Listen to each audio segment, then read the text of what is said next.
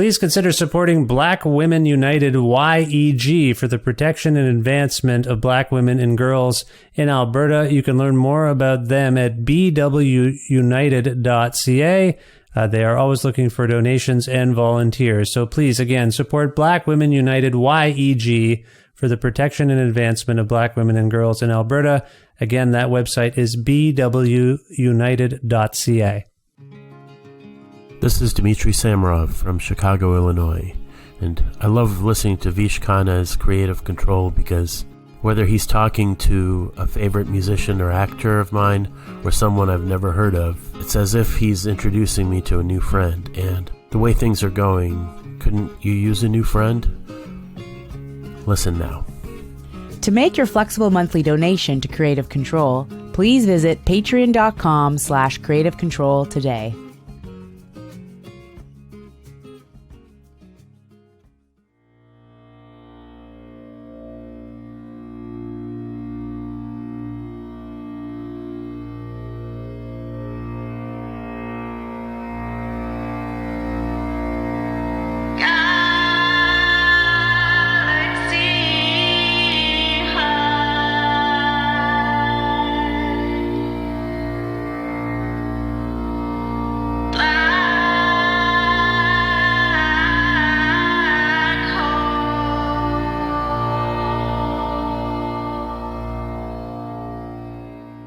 Jessica Moss is a gifted and adventurous multi-instrumentalist, composer, and singer based in Montreal, Quebec. A member of active and inactive ensembles like Black Ox Orchestra and a Silver Mount Zion, who is also called upon to play violin with an impressive host of collaborators, Moss is a sonic explorer who pushes music that is conventionally viewed as classical, jazz, and improvisational into her own idiosyncratic outer zones. On October 7th, 2022, Constellation Records releases Galaxy Heart, another astonishing solo album by Moss, and Jessica and I convened recently for a talk about the state of Montreal and Quebec politics, the intertwined nature of Galaxy Heart and her previous album, Phosphines, persistence and privilege, in praise of Jim White, Terry Amar, and Mary Margaret O'Hara, her previous collaborations with Jem Cohen and Guy Picciotto, working so much you can't even watch TV, closing one chapter and starting another, future plans, and much more. A part of the Entertainment One network with the support of listeners like you who follow and subscribe to this podcast and spread the word about it and make flexible monthly donations at patreon.com/creativecontrol. With additional support from Blackbird Music, a well-stocked record store with locations in Edmonton and Calgary, Alberta, and very friendly staff who will happily help you find what it is you're looking for. Say you want to order the new Jessica Moss album, Galaxy Heart. Well, you just go over there to blackbird.ca and see if you can't order a copy for yourself. It's just that easy. Plus in-kind support from Pizza Trocadero, The Bookshelf, and Planet Bean Coffee in Guelph, Ontario, and Grandad's Donuts in Hamilton, Ontario. This is episode 723 of Creative Control, featuring the brilliant and lovely Jessica Moss, with your host, me, Vish Khanna.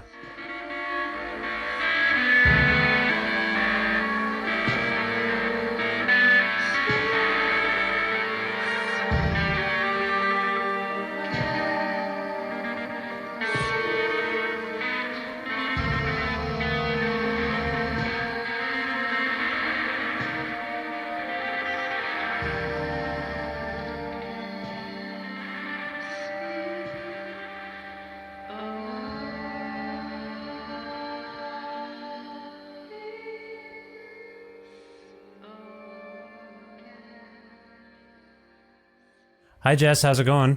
I'm really glad to be talking to you, Vish. How are you? I'm well. Thank you very much. First of all, where in the world are you today? In the world, I am in Montreal, Quebec, Canada, in my little studio, my corner of a larger collective art studio loft. And it's in the Atlas building in Montreal, for those of you who know Montreal. It's one of the last buildings standing where the landlords, for some reason or another, thank goodness, want to continue to have artists in their lofts, not rich condo people. So I feel really lucky. to be part of this thing, actually. Well, good for you, and congratulations on that. That is something that Montreal has been known for over the last 20, 25 years, really, is that it is kind of, in terms of real estate and all that stuff, still a haven for artists. It sounds to me like you're saying that's not as prominent or as good as it once was. It's a dwindling resource, and interestingly, I think Montreal was a bit shielded from the fast pace of gentrification everywhere else cool in the world because of the language. So the French element of the city kind of kept it at a much slower pace, because unless you are doing all of your work remotely or around the world, you have to actually be bilingual and be able to work in French here. So I think it has kept the pace down, except that we currently have a disgusting, racist, horrific conservative government called the CAQ, fittingly. CAQ, actually, C-A-Q. And they've made it extremely hard for most immigrants to live here, except that they have opened the doors very wide to people moving here from France, which apparently there are droves of people coming here for the cheap real estate. So for the first time, we're sort of at this strange moment of much quicker gentrification, and there's a very specific reason. Wow, I did not know. I did not know that. On the one hand, I appreciate that people from France would want to split and come to Quebec. But yeah, that's a hard situation. I also live, I don't know if you know this, but we moved to Edmonton, my family and I. I heard. You heard about this? Yeah. Well, Edmonton is a little safe haven on some level of democracy. But the province is run also by a very conservative government, and the outlying regions are quite conservative. So I'm trying to I went for a walk before our chat today just to clear my head and just embrace the nature, if you will. And then those parts it's okay. I don't know. I'm still struggling with living through a pandemic in places that aren't taking it that seriously and all that kind of thing. And the level of selfishness is up, I feel like. And so you're speaking on some level to the same things. And I also, I talk to remarkably, I still talk to artists a few times a week. And it's sometimes if I think on it as I'm editing an interview and my mind starts to wander, I'm like, I can't believe everyone's still able to do this. I can't believe I'm able to do this.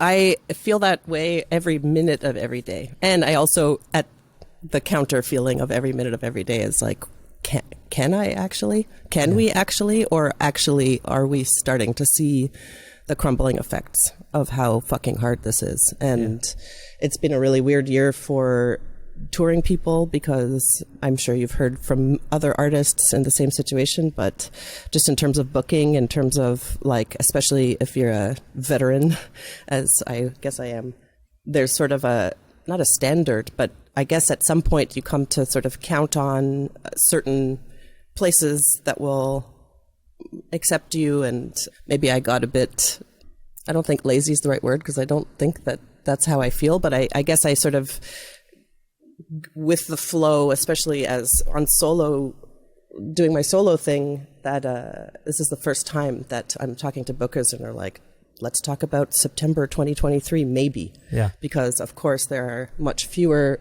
clubs, which makes sense, that were able to survive. And there's this whole horde of people who have been waiting in the wings, myself included. And it's fucking hard right now, actually, for most people.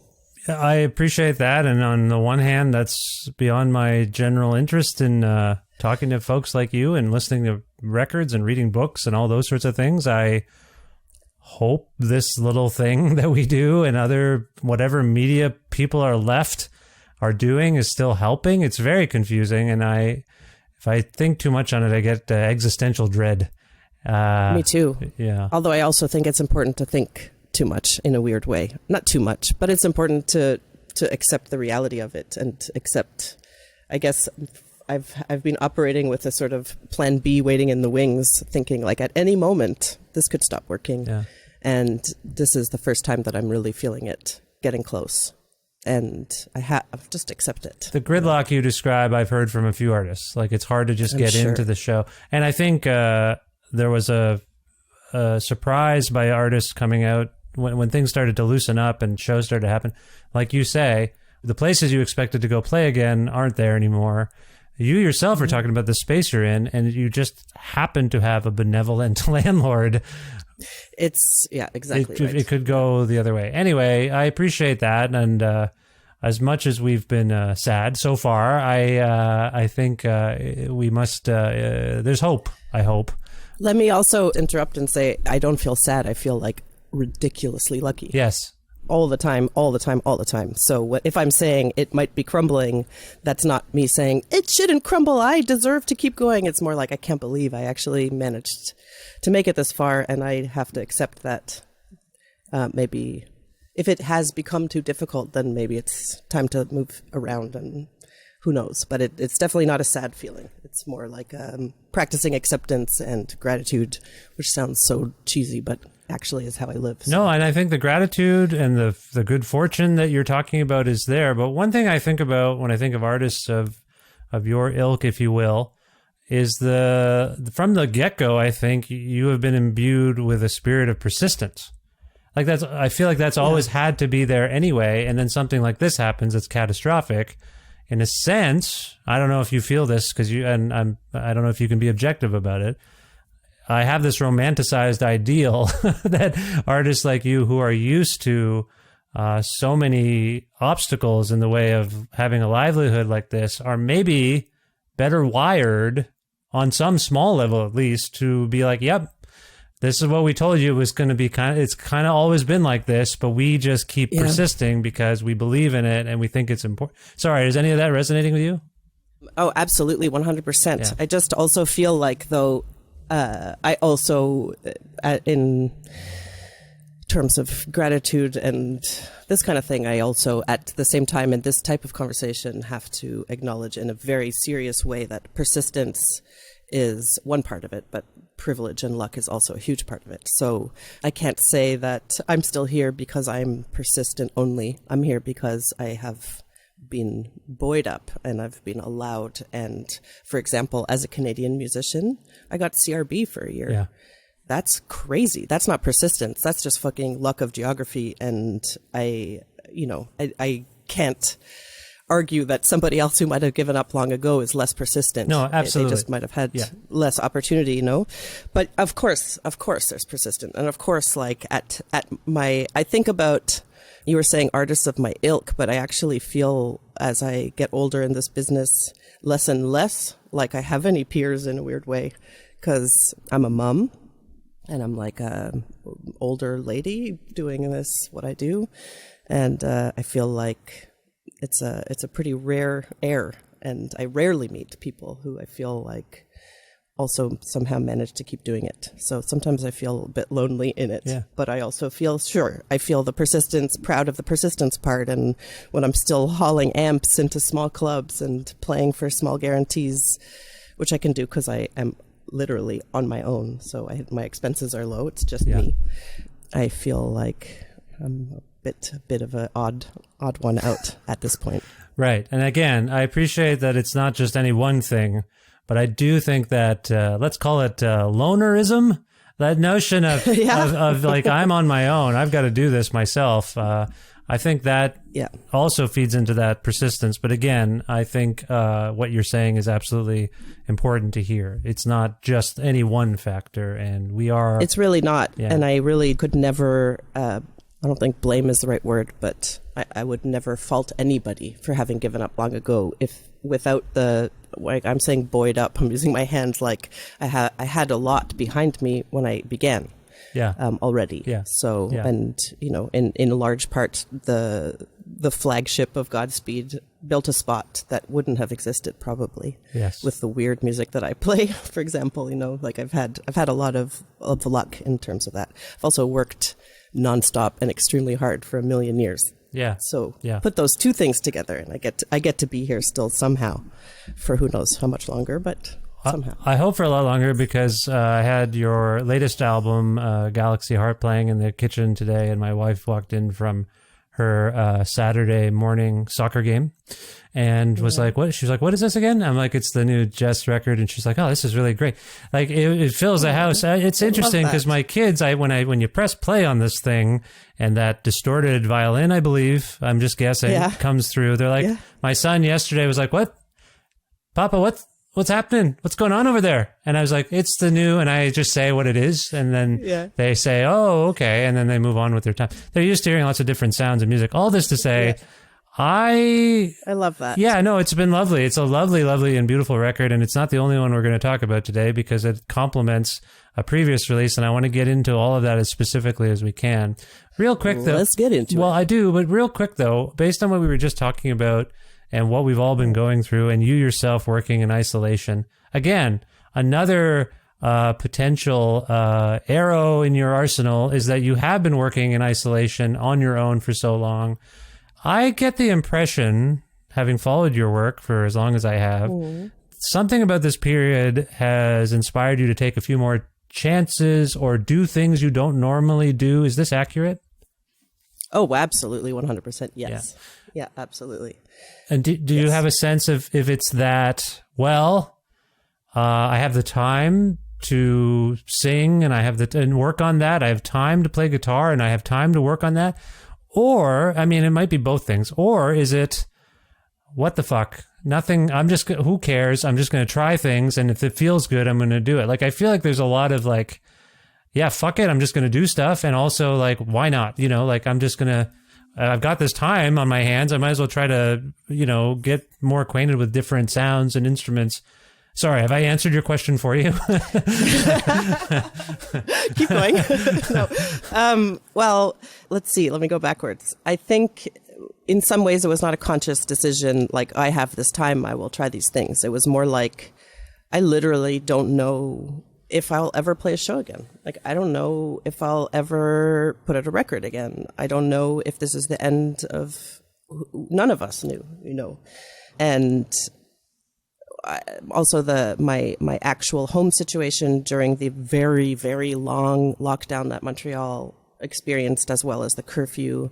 I had some pretty intense things were happening around me just in a home place. So it definitely, I mean, music is a bomb for me in a way that it's a bit like, I'm going to use the word crazy, which I feel like is not a cool word to use in some ways, but I'll just apply it to myself if that's okay. I have to, I feel obligated when my son mostly will say it. And I'm like, I don't think you're supposed to say that anymore. And then they'll explain to me what they're talking about. I'm like, actually, that is a little crazy. So I have to be a little mindful of all the vernacular myself. But yes, I appreciate you acknowledging that it's not.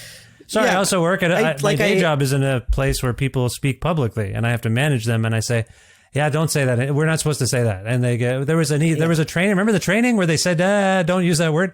Anyway, it's an interesting time. Sorry, I didn't mean to cut you off there. No. Please, I love to be cut off. Except sometimes I have to be reminded what I'm actually saying because I might go in a wrong direction after. But I will apply it to myself because of I'm more talking about the feeling of my own actual brain being like so. Okay, let me go backwards. Yes.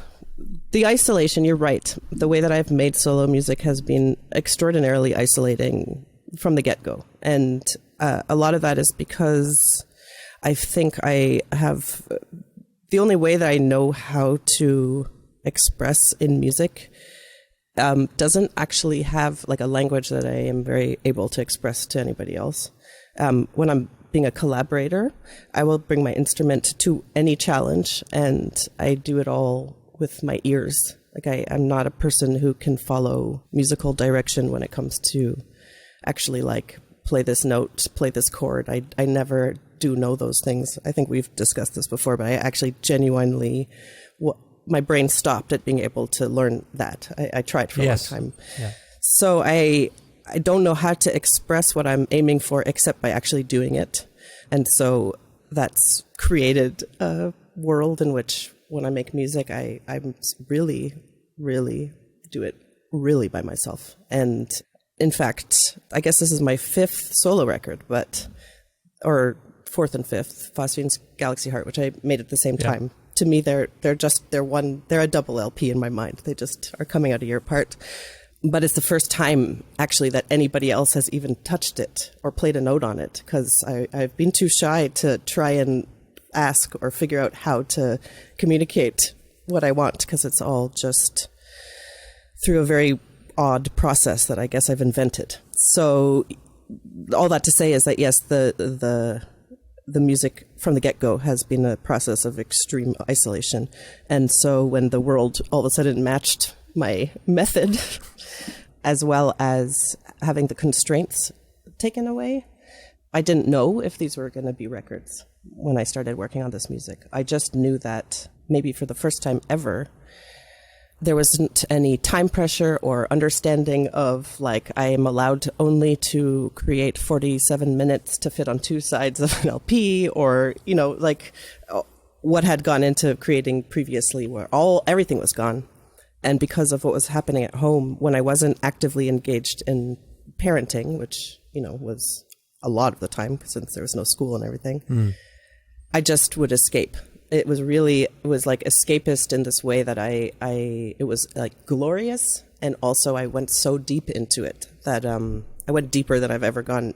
And I didn't even know there was such a thing as deeper than I'd ever gone, because I already go so fucking deep into my brain when I'm doing this kind of thing. And I just decided that this was, if there was ever a moment for me to let go of some things that I had been holding on to in terms of what am I, quote unquote, allowed to do. I didn't feel allowed to play guitar in a weird way, because I don't play guitar, really. I love playing guitar, but I don't play guitar. I know a few chords, and otherwise it's like everything else. I'm just doing it how I hear it. And I never felt confident enough to let that into a record, for example. Or I never wrote a capital S song before, where I think there's such a thing as like a chorus and a verse, and I don't really know how to do that. I have so much respect for people who do that, and I actually spent a lot of time listening to songs thinking, maybe I could write a song. Maybe I could do that. And I have all these things like swirling around in my too full brain, and some of those maybe could be lyrics, and maybe I don't think insecure is the right word, but I guess I had been sort of holding on to what I felt I could do. And maybe I learned some new things that I was allowed to do if nobody was going to ever hear this. And then, I appreciate that. You're not the only and first person I've spoken to who customarily does things. Either they do, I've talked to a few different people, and some people are used to working in a band or a group dynamic, and some people are used to doing things themselves. In the former case, what I've heard a fair amount is, couldn't get the band to come in and sing or play, so I just did everything. And so the vocal parts I wrote for them, I had to record multi-layered vocal parts. The other example is fresh in my mind because Marisa Anderson, who I think you know well, was on the show to talk about her latest record, Still Here. Marisa plays everything on the record, but in the course of our conversation, she described it as a trio record. And what that meant was she was overlaying, like she's used to sort of overdubbing her own stuff on top of, when I say on top of, I should clarify that. She will add textures to her guitar-oriented music, but often they were kind of buried. So that you just sort of heard other instrumentation kind of complementing a primary guitar part. What I found interesting about her new record is she was doing the other things herself, but she raised them in the mix. So she was playing piano, and they came up in the mix. All this to say is I keep encountering the situation during this pandemic where people make records and they're trying to simulate community on the record. They're trying to simulate collaboration more and more on the record. And they're trying new things. In Marisa's case, it was a piano, which it was very fascinating, the way she talked about it, because that was from her childhood. And the reason she used to keep piano buried in the mix was something about her childhood, and she's finally over it and raised it. In your case, beautiful. In your case, I'm coming to the same conclusion. You said earlier, and I wanted to follow up on it, this is the first time other people have touched your music. You have collaborators here. They're long distance, I believe. You are trying, and then you're adding your voice to it. You're communicating with your voice in a way you never have before. All I'm getting at here, sorry, Jess, I'm doing my armchair I love it. No, podcast no, I love psychology, it. but It's so interesting to me. No, I'm so super well, I interesting. find it fascinating that in the wake of this horrible thing that has affected everyone's ability to connect and their mental health and all these things, the artists I look to a lot are trying to create a sense of a gang, and they're trying to create modes in which they can communicate their craft differently. In your case, yeah, I'm thinking of a song like Enduring Oceans or whatever, where you're singing. You're full on, like, it's not like there are instances where your voice is used as a texture, but you're actually singing.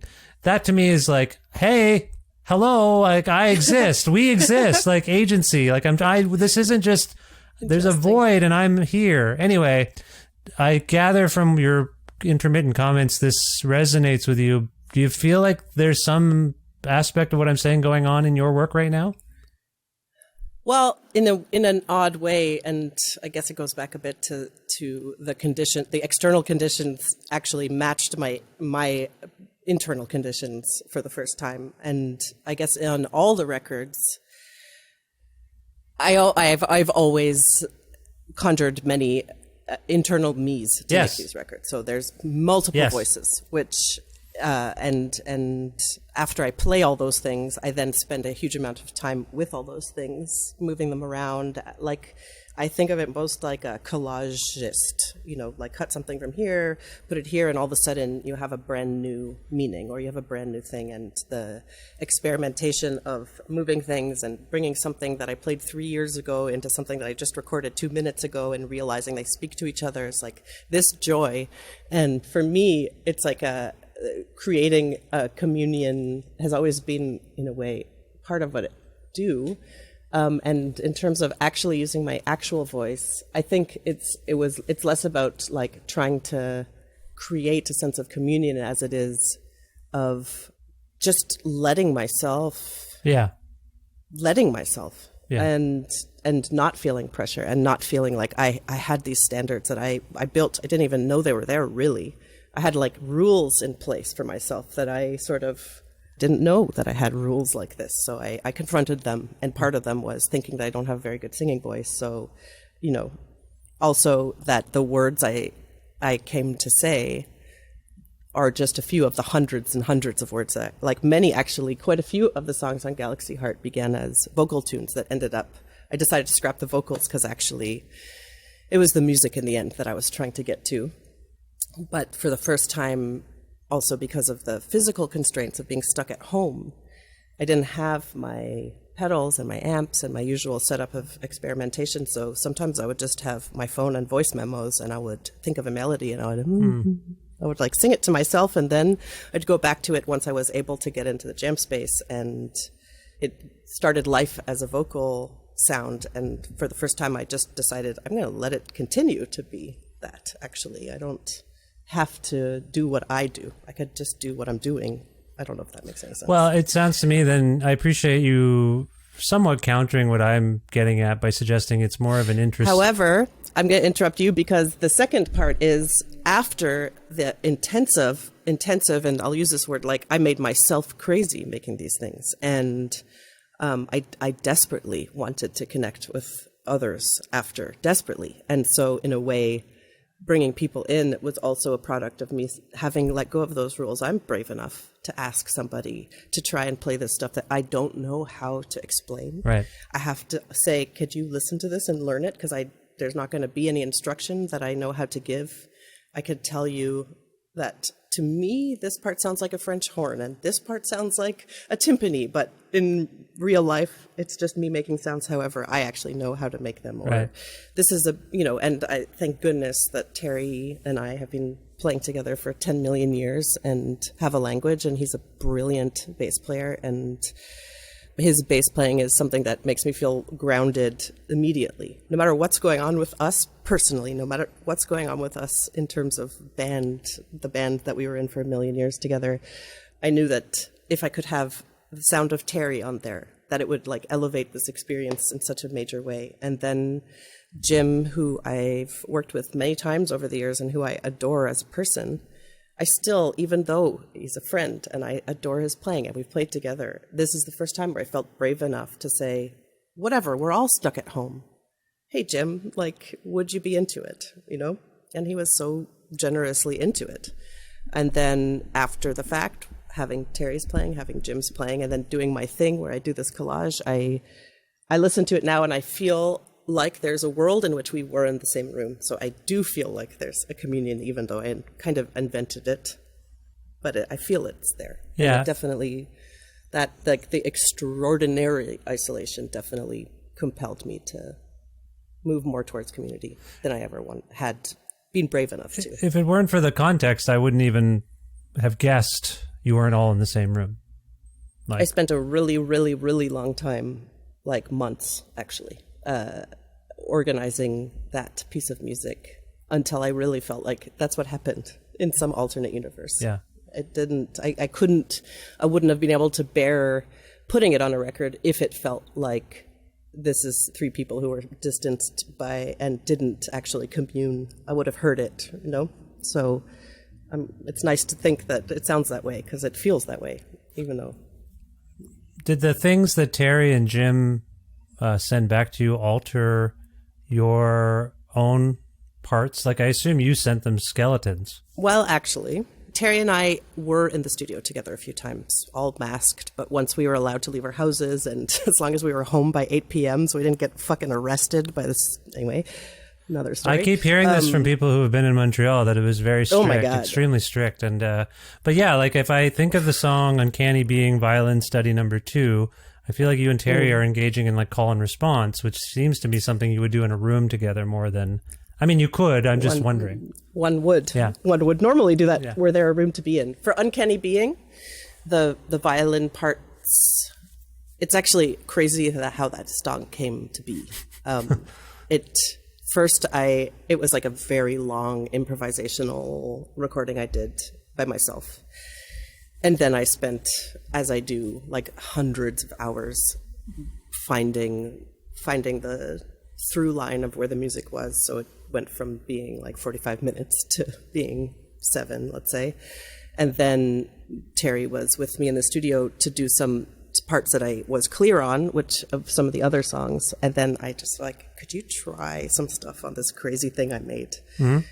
And he tried some stuff on this crazy thing I made. And then I spent another bunch of weeks putting them into where it's like, okay, Terry and I did play this together in my fantasy land. And then I sent that to Jim.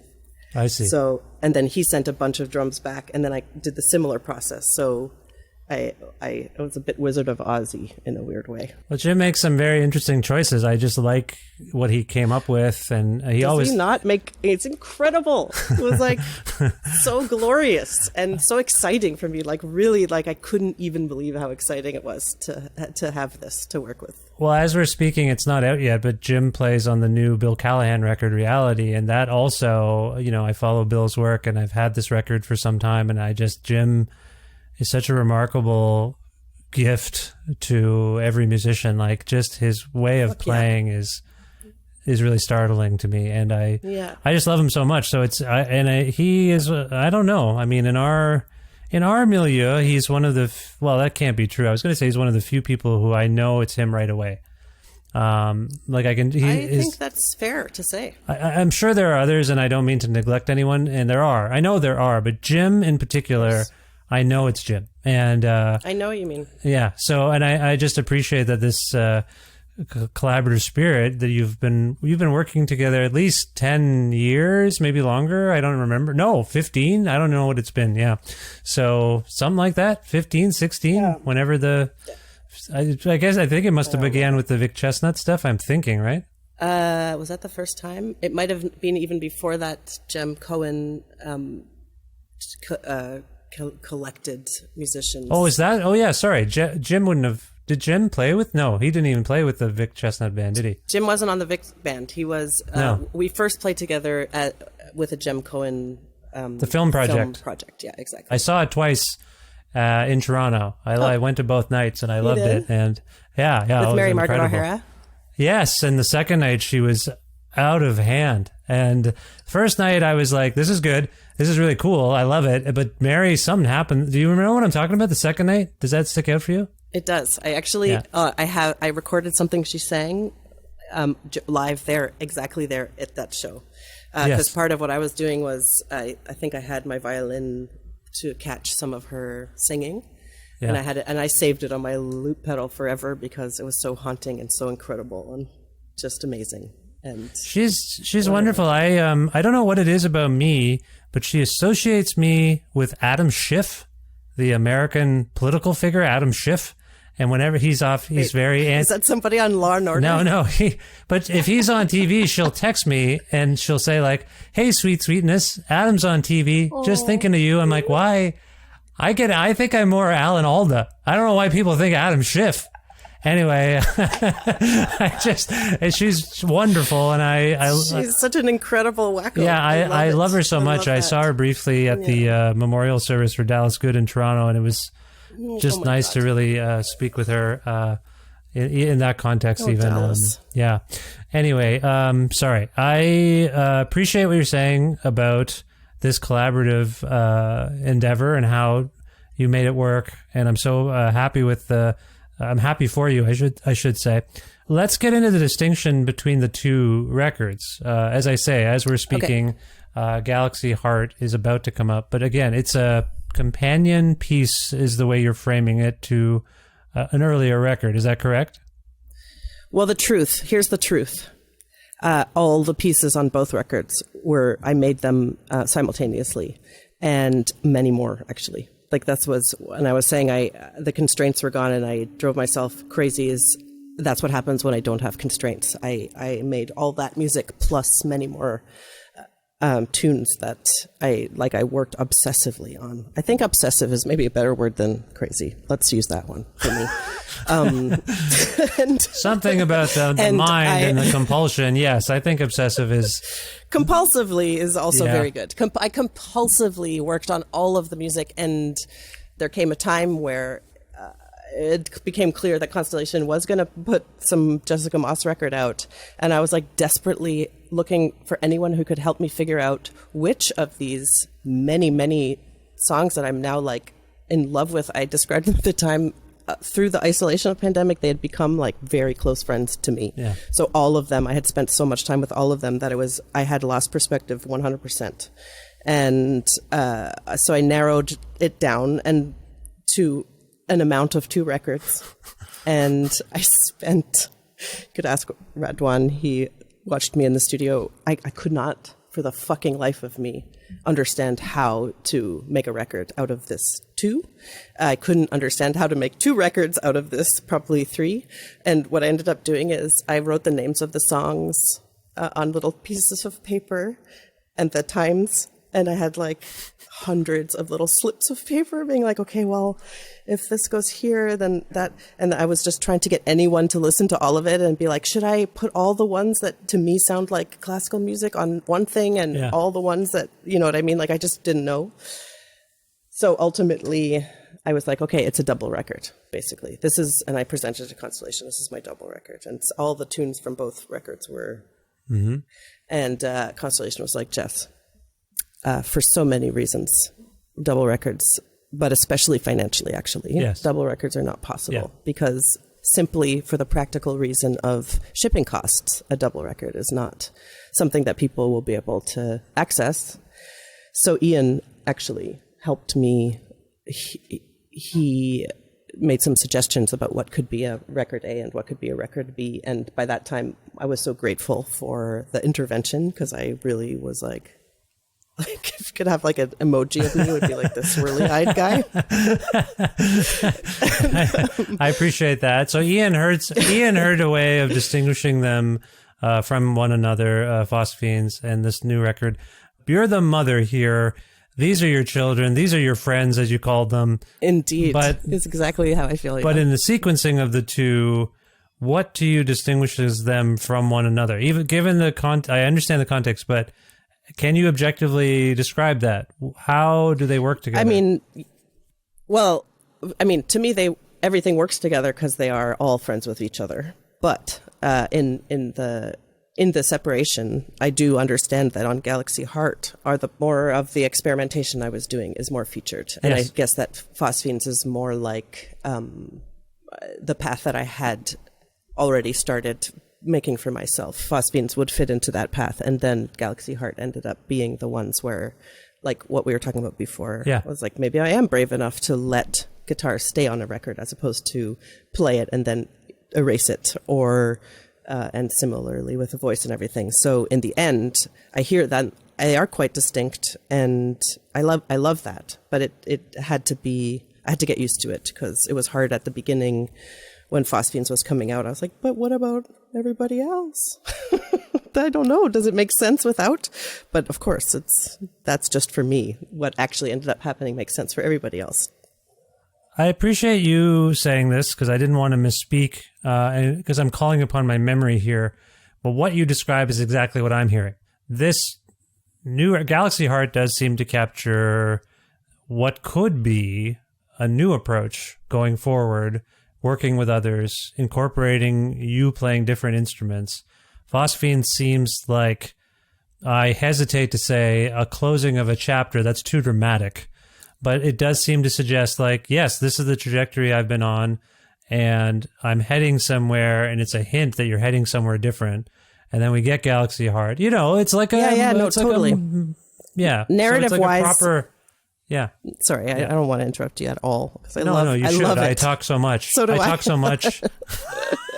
No, but it's so interesting to me because part of my situation is that I really, like, I'm so alone with it so often that it actually, to even get asked questions or to hear your interpretation, it's like a real gift because most of the time I'm just having these conversations in my head, and it is really easy for me to lose perspective. Like, I didn't know even if it was good music. I at a certain point, I just knew that I was like, it was my compulsion that was surrounding me, and I was spending all my time on these songs and pieces of music, and but I really can lose perspective. So there's a narrative that you're describing that the records say, but it's less. I mean, in a way, I'm also following that narrative because it wasn't conscious decision that I'm closing a chapter and here's a new direction. It's more like, oh, look, here are also things I can do. So now I think all the chapters are open, and I don't feel like anything's closed, except that maybe I can never make myself so crazy making music again, because actually it's funny, except that it's not. It's also really hard to know that that is how I work, and it does mean that other things around me really suffer when I work like that. Like, I have to compartmentalize, and actually, part of what I learned during the pandemic of having Ezra and my niece and my sister and I kind of like in really close quarters is that I, like a kid, have a really hard time with transitions. So if I'm working on a Pro Tools session right up until the moment that I have Ezra come to me, I'm a bad parent because my brain is still there, and it's really hard for me so I had to start some rules where I actually can't be working I need 45 minutes to like bring myself back into being a human being because I get so out there, you know? Anyway, I think what I'm trying to say is I don't feel like anything's closed, but I am curious to see where I will be able to take these things. I love the idea of playing with other people. It's not, though, like I've all of a sudden gained a language where I still feel confident to say, here's my song, play it, necessarily. But I would really love to involve other people on stage with me. So I think that's a goal right now. I do think that in this, let's call it an experiment for you, one thing I'm hearing is that I think we think of you as a free player, as someone who's not encumbered by parameters. But what I'm hearing is that you had to kind of break through of your own self-imposed understanding of what it is you do. And so when I say this is a new chapter, I think you took risks for yourself that surprised you and also fulfilled you. So when I say that there's some new coming aesthetically or what have you, I think it's as much a psychological thing as anything else. Like, oh, wait a minute, there's been a clarinet sitting collecting dust forever. What if I just spend some months trying to figure this out and put it through something and maybe it'll make sense? I feel like you probably have opened yourself up to that level of anything's possible for me now.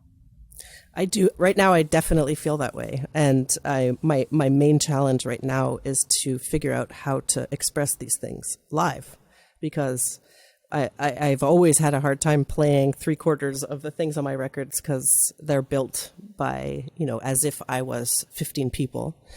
And I am quite strict about what I'll do on stage, or I have been anyway, about in terms of using pre-recorded stuff, in terms of like introducing elements that I'm not currently making and playing. And maybe this is why there's a new chapter. I've, in a way, backed myself into a corner of actually I need other people to express some of this stuff, which is really cool. And I look forward to figuring out how to do that. Anyway. There's some drum machine stuff. Like every once in a while I'm listening to this record, I'm like, oh, this reminds me of like Suicide or something. Like there's like that, cool. Like kind of weird distorted drum machine. Am I making that up? I feel like that. I heard that. Yeah. My sister owns this like old vintage, like it's the drum machine part of an organ, you know? Yes. Like like the bossa nova or whatever. It has like a few settings, and that's one of it is. You're absolutely right. It's one of the things I was like, fuck it. This is in my house. Like, what happens if I'm allowed to like use a beat? What happens? Yeah. And not feeling like I'm going to put beats on this record. More like, what happens? And then I ran it through my pedals and I made this thing. And then I had these files of this thing. And then I was like, well, what happens if I just let myself play whatever the fuck on top of this thing I just made? Yeah. And not thinking like, will that work on a record? I don't know. It didn't matter. I just let it. And anyway, it is a drum machine. It's like an old ancient drum machine. It made it in there. It's made it in and stayed, like similarly to the guitar playing I did. I let it stay in there. And that's something you could on your own potentially incorporate into a live, keeping those expenses down. You could potentially incorporate some synthetic percussion, I'm thinking.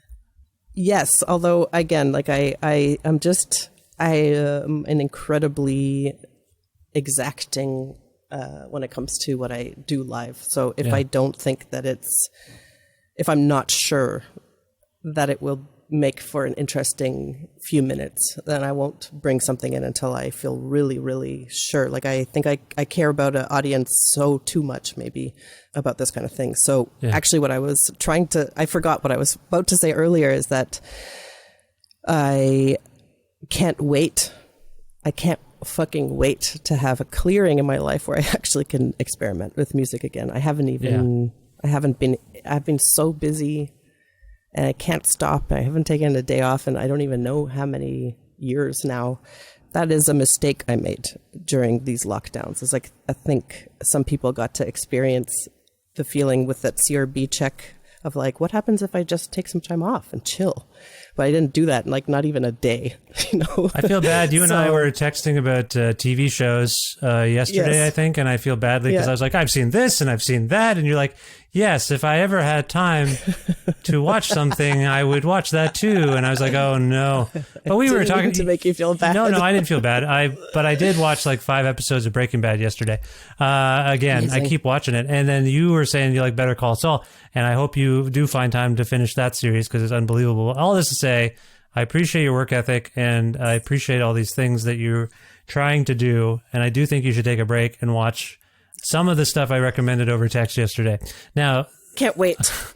The one thing I want to... But I also can't wait. I think what I'm trying to say is I can't wait to explore these avenues of like, if we're saying there's a new chapter out there where other people play with me, or if I try all these things, I have been suffering from overwork, I guess. I very rarely have a chance to actually just play. Really, really, really.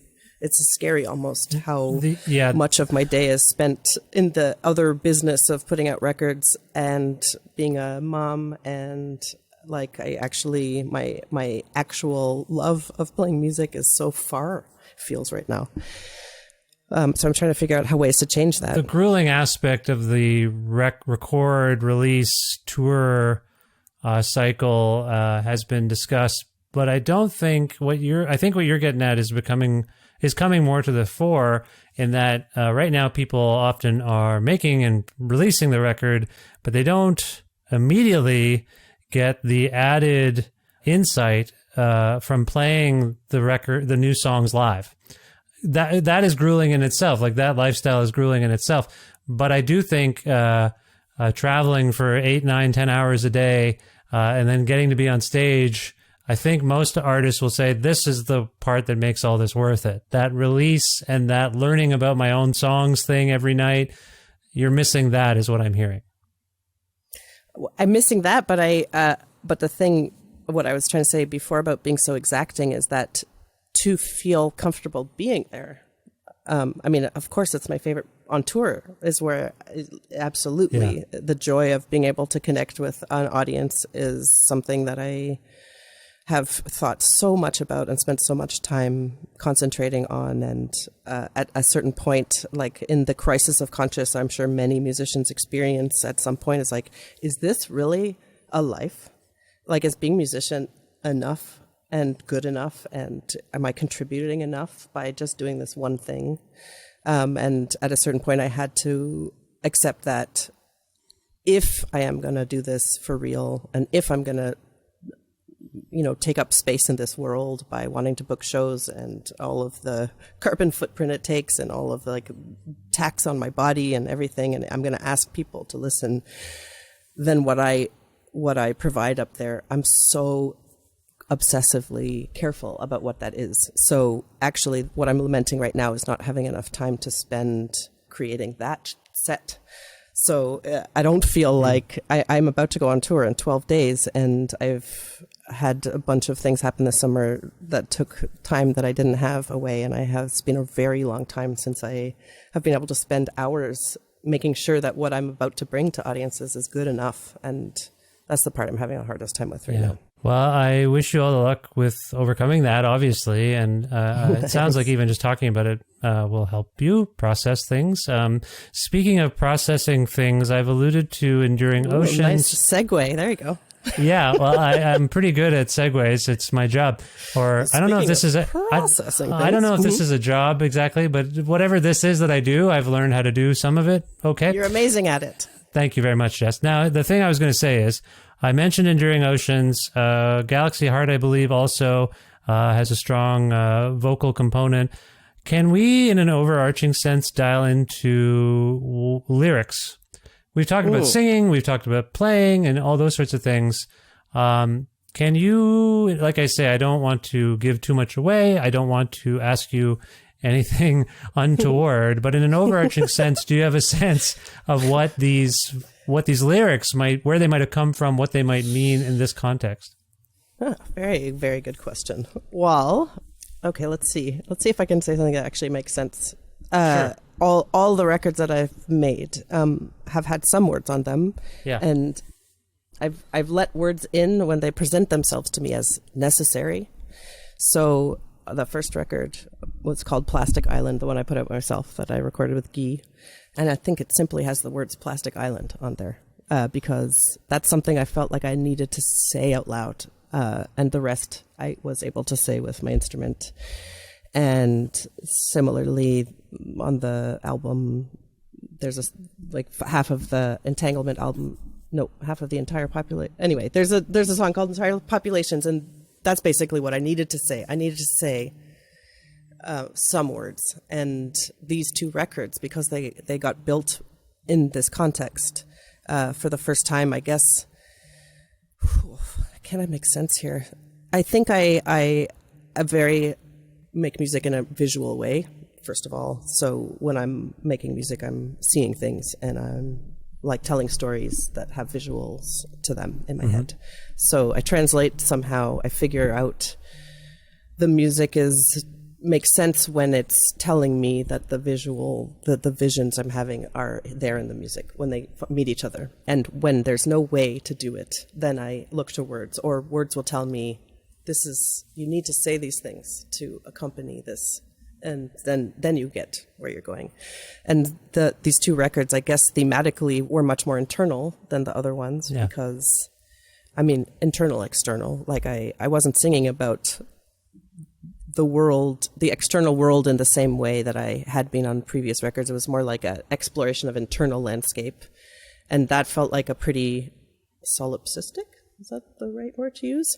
For me, because it's not a driver so much, but it was the reality of what was happening. So I felt also in the challenge to myself, can I write a song? Is like, can I actually use only words to say what I'm talking about and not put all the pressure on this music? And so the lyrics came from a desire, I guess, to, if I'm exploring internal landscapes, then maybe it's a more generous thing to use the words then, because when the themes of the other records are more external and worldly, then just with their song titles, and then as I always talk from the stage, I like to say what the songs are about, because I think that's fair, or at least what I was thinking about when I was writing them.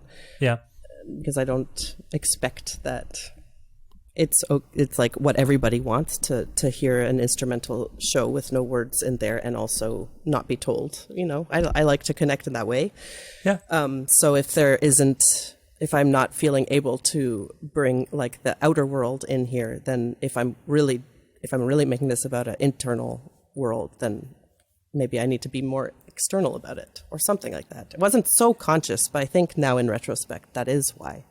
Like, I'm going to let this out of me in like a literal way, where normally I would be less literal about it or something. Yeah. No, I appreciate that answer, because I think it gives, it still puts the onus on us as the listener to spend time with what you're actually singing, as opposed to you explaining it all. So I appreciate that on a few levels. Is there a lyric sheet? I don't think I've received the physical copy of this new record yet. Is there a lyric sheet per se? No, there isn't. There could have been, but there isn't. But I'll make them public. But Galaxy Heart, I guess that's it, what I'm talking about. It was like a heart made up of so many, or that all of our hearts full of all this room and space and different galaxies and everything. I don't know. It's weird you say put the onus on the listener. It's like, that sounds more commanding than I want to be. I don't think there's any onus.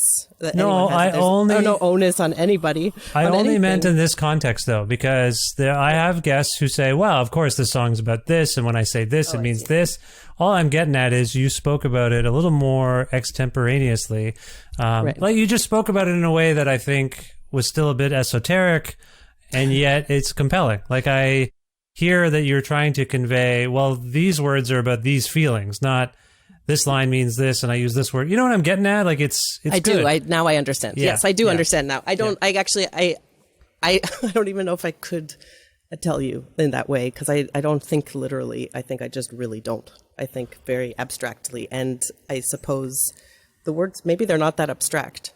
No, but they feel like they come from the same place that the music comes from. So it's hard for me to separate, is what I'm trying to say. And that's an interesting distinction you make, because they're often as gauzy or distorted as any of the music is. And I feel like that gives it a textural aspect that needs to be delved into. I guess that's what I'm getting at, is like, all of it needs to... I've been lucky in the last few days in particular that I've found the time to just sit and listen to this record, and the new one, I mean, in particular. And it's just, I hear things because I actually sat down and listened to it. And all I'm getting at the end, if I may preach to people, is sit down or whatever and listen to it. Give it a close listen, because the things that are coming to me, and even to you, Jess, I can tell you're probably still like, yeah, what the hell is going on this record? Which I always find fascinating from the creator. Yeah, it's multi-layered and all those sorts of things. So that's all I'm getting at. It's another wonderful achievement, Jess. So congratulations on that. Thanks. Thank you. Thanks for listening. You're welcome. You're welcome. You're welcome. Now, you've alluded to touring. I think you've vaguely alluded to the fact that we haven't even heard everything that you recorded for these sessions, if you will. This is normally the part of the show where I will ask someone about future plans, whether they're writing new music now since the release of whatever record we're talking about. That's where I'm coming from here, because it sounds like you're sitting on a little pile of stuff that's unreleased. I don't know if, we were just talking about new chapters, new ways of doing things. I wonder if you've already had a moment or moments to actually pick up on that and say, yeah, I still feel jazzed about what I just did. Now that I'm done the record, I'm going to start writing. Are you writing? Are you working on a next record already? I am not letting myself. I'm very strict. I'm not even thinking about a next record because, as maybe I've been trying to explain, that the process of making a record is like it's almost violent to my life the way I do it. Yeah. So I am not at all letting myself do that, especially because to even think about that, I would need to clear time to play, and I don't have it right now. And if I have it, it's definitely about live. But there is something really exciting and fascinating that's going on in the world of me, which is that I've received Canada Council grants for the first time in the last little nice. while. Yeah. And I mean, I've applied many times, but it's the first time I actually got one. But in many previous applications, the thing that I put in these grants that I most want is to work with somebody who knows what I'm doing, because I don't, and who could like interpret it and actually put it on paper with actual notes. Because I felt like always the thing that would make me feel most excited was to have somebody who knows about music in that way listen to it and be like, oh, that's the first violin part and can actually write it. That's the second. Or this is where, like, I'm hearing French horns. This is where a French horn actually would go. And so the successful grant that I finally managed to get in was to work with somebody in this way. So I have been working with a composer named Isaac Goldschneider from Montreal. And he has taken on this project of interpreting some of this music into scores for the first time. And amazing. It's amazing. We set off, like, in my mind, I thought I was going to have like a literal translation of the songs. And in his mind, he was going to take a composer arranger approach. So actually, just to my right here, there's a stack of scores, like actual scores. Wow. And a lot of them are interpretive. So we've had some workshops. This is for like a 13-piece ensemble. And we've had some workshops where I'm like reading this score, like I barely remember how to read music, and I'm learning it at the same time and learning new things and feeling like a little destabilized, but also really excited about where this thing is going. And part of what I dream of is that some of the pieces, like the contemplations from the Phosphines record, and like some pieces could actually be played by other people. Wow. You know? That's so great. Cool. I know. It's exciting. Yeah. It's like nascent. And part of the grant, the completion of the grant, is actually a live performance with this ensemble, which will happen. It was actually going to happen in October, but I couldn't. I had to move it because I was too overloaded. Like October 2022, you mean? Yeah. Like it was month? actually going to happen October 27th when I got back from this tour I'm about to go on, but we've moved it to the spring, so we'll have more time to actually build it into something that makes sense, which is great. And this is notation, transcription, whatever. I'm probably using the wrong terms, but this is of existing work you've done, or is it of new stuff you're working on? No, this is like the exciting thing was I wanted somebody to listen to these pieces of music that are on these records that don't exist anywhere except on these records, because I don't write anything. I just do it all. The most recent two, do you mean? The most recent two records? No, he's brought pieces from the whole, there's like pieces from all five, actually. Wow. That's great. That's amazing. It's so cool. I know. But it's also terrifying and definitely like occupying my mind of how could I all of a sudden not be a band leader, because I'm not leading it, he is, but I mean, how can I actually, it's the craziest feeling. I'll send you some stuff. Now, wait a minute, just to add to this, would you play with these ensembles, or would you watch like your own music being played back to you? Well, for this particular part of the project, there will be a show in which I'm playing with this ensemble. Yes. Right, okay. And then there's the secondary part of the dream, which is like I could go to a show where there would be it's too crazy, but it's so exciting to think of. I think like when I was a kid, I was obsessed with classical music. It's kind of all I listened to, and I've probably talked about this in previous conversations with you, but that was the plan for me. That was the plan my mom had for me, is that I was going to be like a real violinist. And we tried, and I was like pretty good at the one part and really bad at the other part. And I just couldn't intake the theory. I couldn't do the rules part. But like first with her playing it, and also my grandparents playing, like it's just classical music was everywhere. And part of my childhood was, something would come on the radio and my mom would be like, "What composer?" And I would know. I would be able to distinguish. Right. And I had pieces that I listened to the same way kids listen to the bands they love. I would listen to like Schubert Unfinished Symphony and just be like, huh. So in my mind, I make classical music. Even though I don't Listen actually, to me. Yeah. No, you do, and you are a real violin player. I heard what you said there a few seconds ago. That's what not I right. mean, though. Yeah, I do know what you mean, but that's, again, I feel like you're in a breakthrough time where you're like, the things I make are legitimate. The experiments I do are legitimate. I'm not illegitimate. I'm a real musician. I swear to God, even before this interview, I was like, telling myself that's the case, because I don't have that internally built in. I definitely don't feel legitimate most of the time, and it's dumb, but I need a little bit of external reminding from anybody to say it's true, because I don't feel that way. I don't walk around feeling that way. I never feel that way. On stage, sometimes if I've caught an audience and we're together, then I feel like I'm a legitimate performer. But the rest of it, I feel the opposite. I feel impostery almost all the time. So that's why I have this dream of like actually somebody like, no, this is real music, and I'm having that happen. Good. This year. It's kind of crazy. I appreciate that that's happening. It's well deserved, and I appreciate your humility if that's what it is. I feel like there's other stuff going on. It's not. It's something else. Well, I don't know. Humility seems like that's something you do on purpose. No. No, not necessarily. But I know what you mean. I think there's a lot going on here, and I'm not professional enough to unpack it all. Well, me neither. Or skilled enough. But I think in the context of this conversation, some stuff has been swimming around that speaks to what you're talking about. And all I'm getting at is, we'll leave the swimming. I think it's healthy that you're like, fuck it, I'm just going to try things, and who cares? And untrained, trained, whatever those things mean, we come from punk, so this is what we're supposed to be doing. You're doing the right things is all I'm getting at, and it sounds amazing.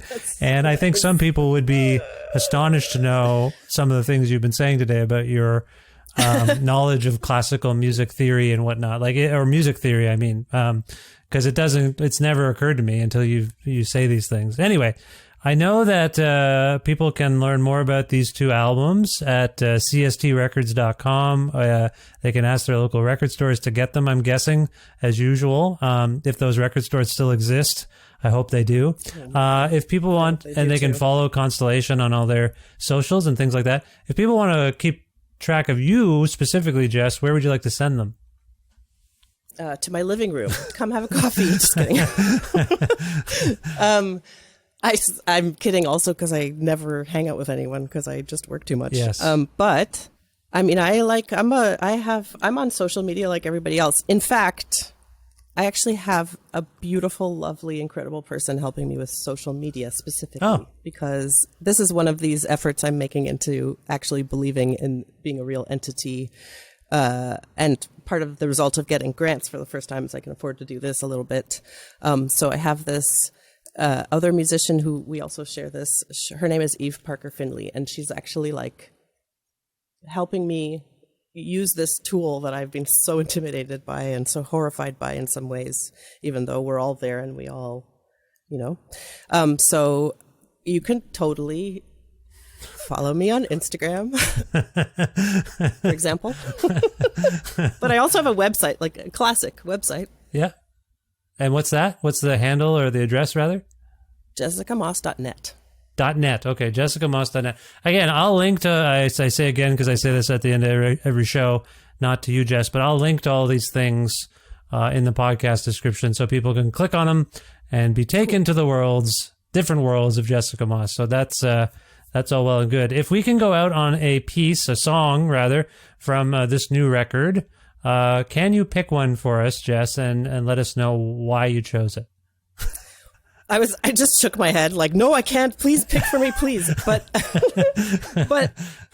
actually, we talked a lot about Jim and Terry and that song that the communion that happened in an alternate universe. And so it would be nice to hear those beautiful players. And so then we could do Uncanny Being. Uncanny Being is one way to do things, and I agree with everything you've just said. Okay, so if I have the proper title correct, it is Uncanny Being, and then in parentheses, Violin Study Number 2. Is that correct? Did I say that right? Mm-hmm. Okay. This is from the lovely new album Galaxy Heart by Jessica Moss, available on Constellation Records in the early part of October 2022. Jess, this was really a fun chat for me. I hope you enjoyed it, and I hope we speak again, and best luck in the future. Thank you. I don't know. I hope everyone tells you this, but we really appreciate you out here for real. Like I had an occasion to mention to a couple of people that I was coming to talk to you today, and just to say that it's really valuable and it's really amazing to know that there's an interview out there that can feel the opposite of destabilizing, can feel like we're growing together. Like we've been doing this for so long in this weird country that we both live in, and the fact that you are persistently interested is kind of a miracle. So thank you really for keeping going. That is very sweet. I thank you. I'm going to cry, so I'm going to wrap this up a little bit. No, I'm not going to cry, but no, thank you. That means a lot. Jess, I love you very much. Thank you for this chat. Love you too. Okay, talk soon, I hope. Talk soon. Ciao.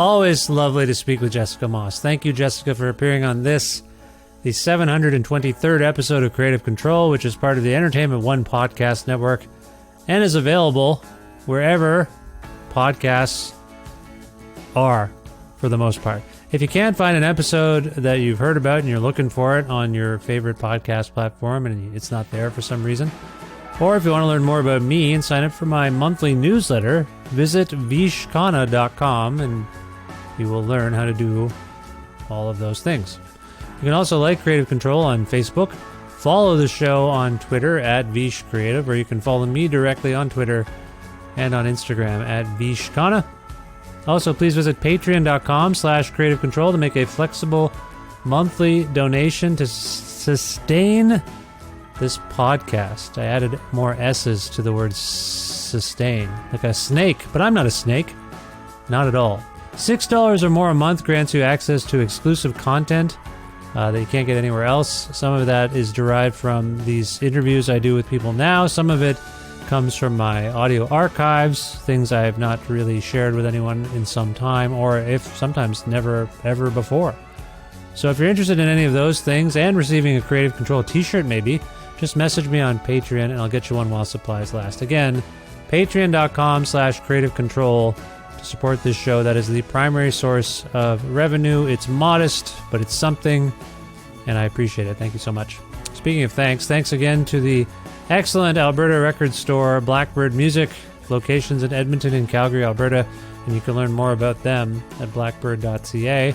Also want to thank Pizza Trocadero, the bookshelf in Planet Bean Coffee in Guelph, Ontario, and Granddad's Donuts in Hamilton, Ontario for their in-kind support for this show.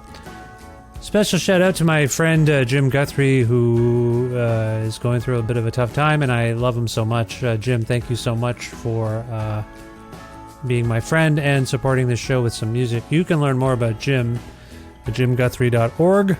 And finally, thank you so much for listening to this episode with Jess. I hope you enjoyed it. I hope you check out Jessica Moss's music if you haven't already, particularly this new record, Galaxy Heart. It's wonderful. Thank you for subscribing to this podcast and telling your friends to do that, to follow it or subscribe and spread the word about it. Talk about the show. That stuff kind of helps. Just keep the show in in conversation. I don't know what I'm saying. I'm a little tired. Anyway, speaking of that, I'm going to go to bed, I think, pretty much. Thank you. I just wanted to say thank you. I hope you're well, and I hope you'll come back to the show, and I will talk to you again this way. Okay. Thank you. Bye for now.